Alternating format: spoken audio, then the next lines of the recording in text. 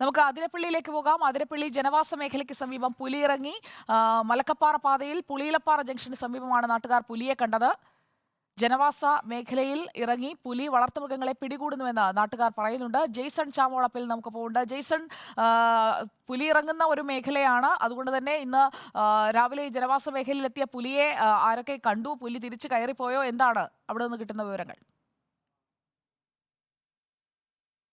തീർച്ചയായും സുജയ, ഈ മേഖല പുലിയുടെയും കാട്ടാനയുടെയും നിരന്തരമായ ശല്യമുള്ള മേഖലയാണ്. വനത്തോട് ചേർന്നതാണ് അതിരപ്പള്ളി വാഴച്ചാൽ എന്ന് പറയുന്നത്. വനമേഖലയുമായി അടുത്ത് കിടക്കുന്ന ജനവാസ മേഖല കൂടിയാണ്.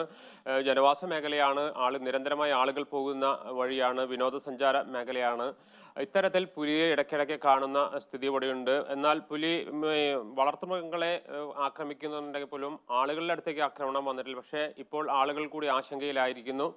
അതുകൊണ്ട് തന്നെ എത്രയും പെട്ടെന്ന് പുലിയെ പിടിക്കാൻ വേണ്ട നടപടികൾ കൈക്കൊള്ളണമെന്നാണ് ഇപ്പോൾ ഈ പ്രദേശത്തുള്ളവരുടെ പ്രധാന ആവശ്യം. വനവകുപ്പിനോട് ഇത് ആവശ്യപ്പെട്ടിരിക്കുകയാണ്.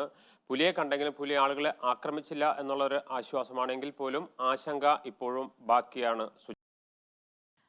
അതിരപ്പള്ളിയിലെ ജനവാസ മേഖലയിലാണ് പുലി ഇറങ്ങിയത്. ജെയ്സൺ, ഈ മഴക്കാലത്ത് പൊതുവെ എങ്ങനെയാണ് ജനവാസ മേഖലയിലേക്ക് വന്യമൃഗങ്ങൾ ഇറങ്ങുന്ന ഒരു രീതിയാണോ കഴിഞ്ഞ തവണയൊക്കെ നമ്മൾ കണ്ടത്? ആളുകൾ കരുതിയിരിക്കണോ? എന്താണ് ആ മേഖലയിൽ നിന്ന് കിട്ടുന്ന വിവരങ്ങൾ?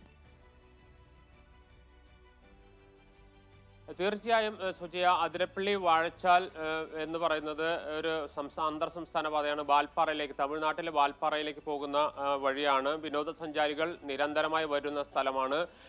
കഴിഞ്ഞ മഴ തുടങ്ങുന്നതിന് മുമ്പ് തന്നെ ഈ മേഖലയിൽ കുറേ പ്രശ്നങ്ങളുണ്ടായിരുന്നു. കാട്ടാനയുടെ ആക്രമണം ഉണ്ടായിരുന്നു. നിരന്തരമായി കാട്ടാന റോഡിലിറങ്ങി നിന്ന് പ്രശ്നങ്ങൾ ഉണ്ടാക്കുന്ന സ്ഥിതി ഉണ്ടായിരുന്നു. അതോടൊപ്പം തന്നെ പുലിയുടെ സാന്നിധ്യം വളരെ വിപുലമായിട്ട് തന്നെ പുലികളുടെ എണ്ണം ഇവിടെ ഉണ്ടെന്നാണ് വനവകുപ്പ് തന്നെ വ്യക്തമാക്കുന്നത്. പക്ഷേ വളർത്തു മൃഗങ്ങളെ നിരന്തരമായി പിടിച്ച് തിന്നുന്ന സ്ഥിതി ഉണ്ടായിരുന്നു. ഇപ്പോൾ ആ ആശങ്ക തന്നെയാണ് വീണ്ടും കൂടി വരുന്നത്. മഴ കനക്കുന്നതോടുകൂടി വീണ്ടും കാട്ടുമൃഗങ്ങളുടെയും അതുപോലെ തന്നെ ഇത്തരത്തിലുള്ള വന്യമൃഗങ്ങളുടെ ആക്രമണം ഉണ്ടാകുമെന്ന ഭയം നാട്ടുകാർക്കുണ്ട്. അതുകൊണ്ട് തന്നെയാണ് എത്രയും പെട്ടെന്ന് ഇതിന് മുകളിൽ നടപടി ഉണ്ടാക്കണമെന്ന ആവശ്യമായി നാട്ടുകാർ ഇപ്പോൾ രംഗത്തെത്തിയിരിക്കുന്നത്. സുജയ, ഓക്കെ, പുളിയിലപ്പാറ ജംഗ്ഷന് സമീപമാണ് പുലിയെ കണ്ടത്.